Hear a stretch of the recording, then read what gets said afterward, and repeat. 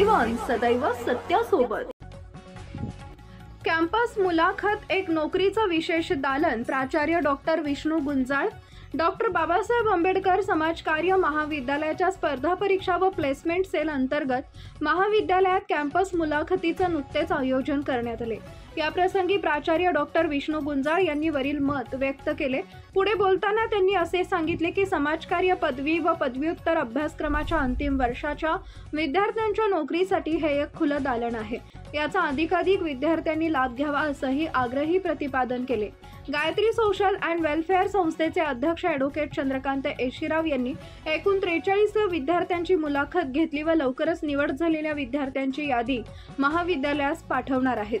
दिनांक 28 व 29 एप्रिल 2025 असं सलग 2 दिवस चाललेल्या या कॅम्पस मुलाखतीस दुसऱ्या दिवशी विश्वसेवा मंडळ शिरपूरचे संचालक माननीय विवियन लोपस, श्यामलाल पावरा, राजेश पावरा यांनी एकूण 28 विद्यार्थ्यांची मुलाखत घेतली।